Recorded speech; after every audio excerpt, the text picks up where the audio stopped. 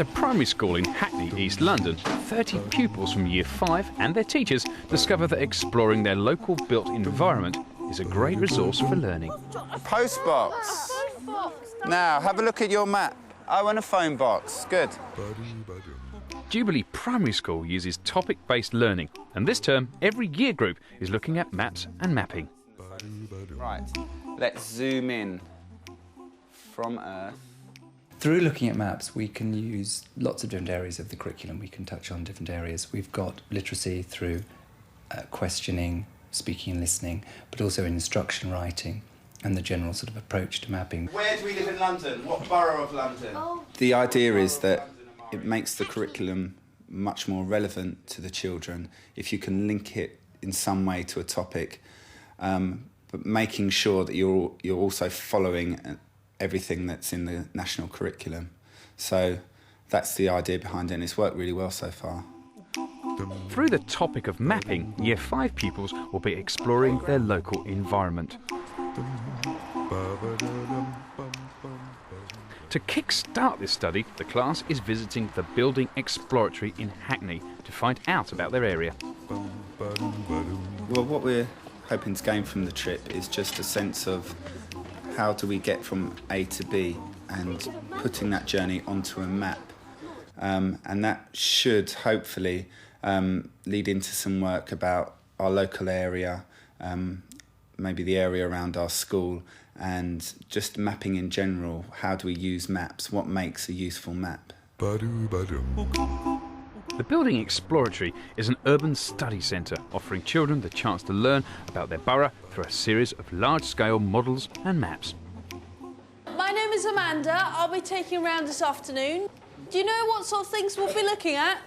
We're going to be looking at journeys and mapping. Mapping, that's right. We're going to be looking at lots of different kinds of maps, and I think we've got enough time for you to actually start making a map of your own. The aim is really that they will go and understand maps better, both in terms of being able to read them, but also to understand that the same place can be displayed in very different ways through maps. It will also raise the awareness of the area around them, because that could be the area around their school or around their home, and also the area in between. Learning about their local area really provides them with an opportunity to actually engage and get a sense of place and a sense of ownership of the community that they live in. Before looking at their own locality, Amanda begins by encouraging the class to think about where they are on a cosmic scale. OK, so if you look up on the ceiling, there's models of all the planets. So which one is the Earth? You're all pointing at it, but I kind of need someone to tell me what it looks like. Yeah? It's blue and it's quite green, and there's a bit of white. Blue and green and white. OK, great.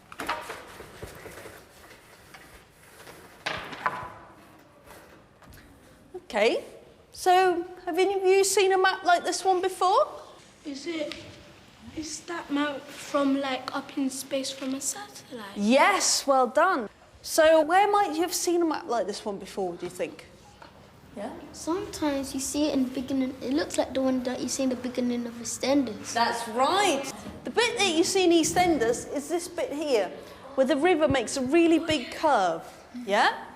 And now we're going to see whereabouts in London we are, the borough of London that we're in.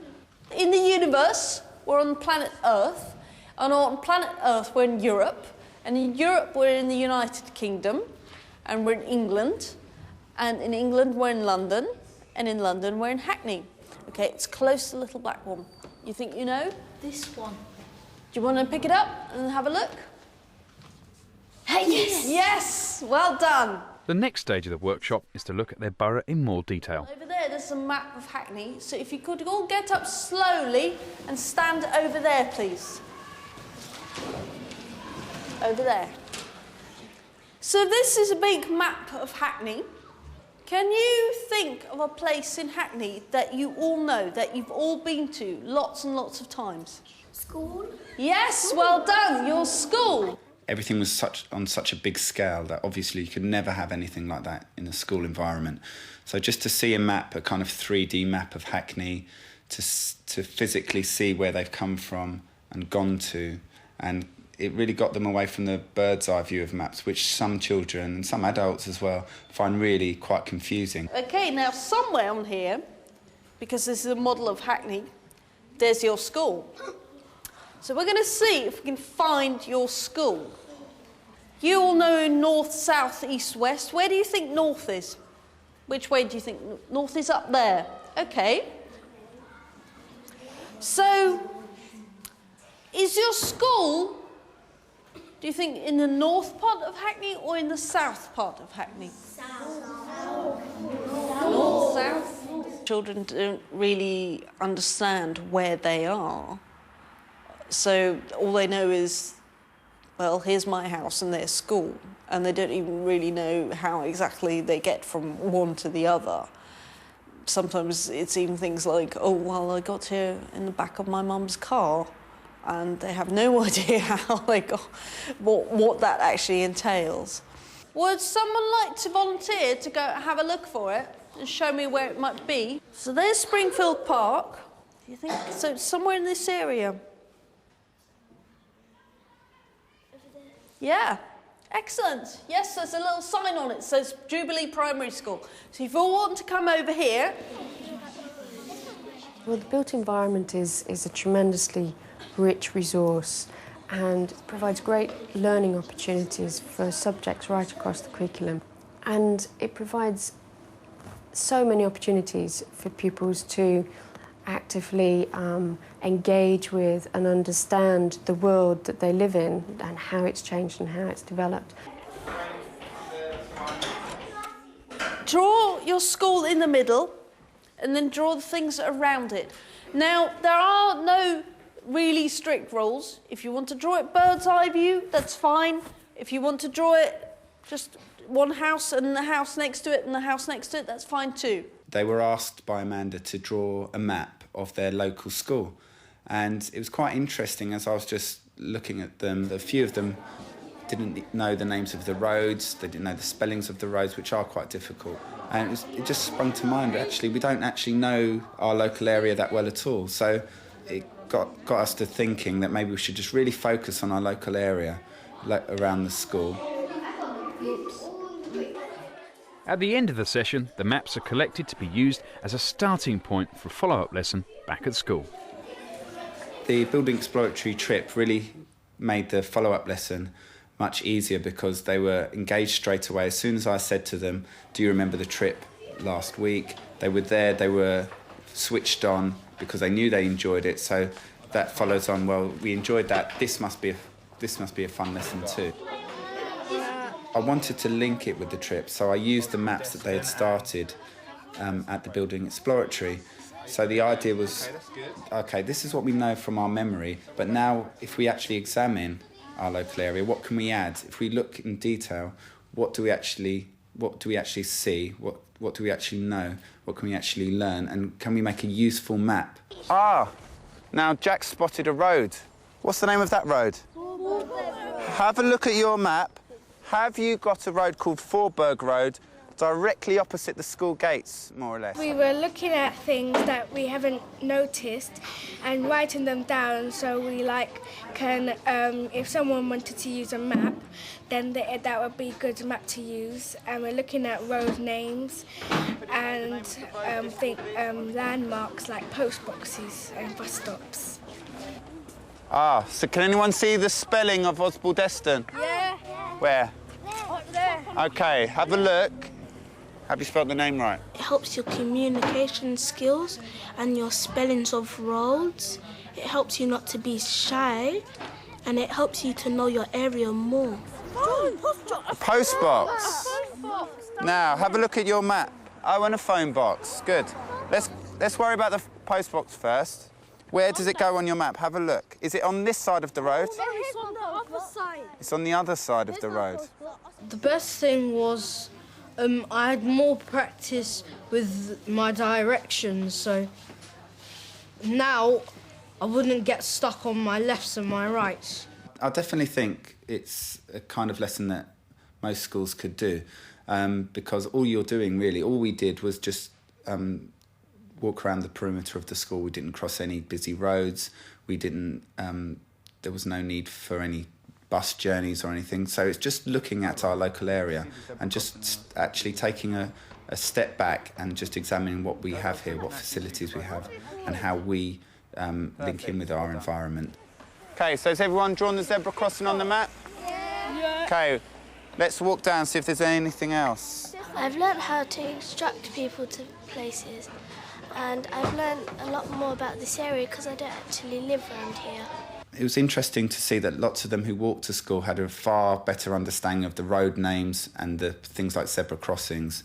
Those that had driven to school every morning didn't have that knowledge. So that was interesting for those to share that knowledge with each other. Right, Taklima and Roma, what do you notice that we could add here? Taklima?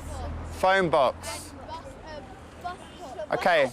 Well, if you ask any child or any pupil, they would undoubtedly, and many teachers would as well, tell you that they would rather learn or be learning outside rather than stuck in the classroom, and that they would perhaps be more inspired by practical first-hand experiences than perhaps learning from books, and it's a much better way to learn about the world that you live in. I think it's quite a good idea that we're doing things like that.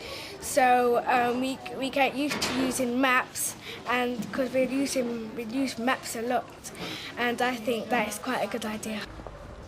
Well, the curricular links from today's lesson are the obvious geographical skills of map reading, compass directions, left and right. But more than that, we've got instructions which we've been doing in literacy. So it's giving directions accurately in the correct chronological sequence, as well as all the mathematical skills that go along with map reading, so north, east, south, west. We could have brought in grid references if we had time. So yeah, it was a really wide range of cross-curricular links actually today. So we've practiced using our maps, giving directions to people, following instructions. So we've used all those skills that you will use all your life. You'll use mapping skills all through your life, so it's really useful. At Jubilee School, we always try to incorporate all the different learning styles that are out there. So today I felt was a really good opportunity to do that. So we had logical mathematical learners looking at map skills. We had bodily kinesthetic learners holding the cameras, actually looking, touching and feeling our local environment.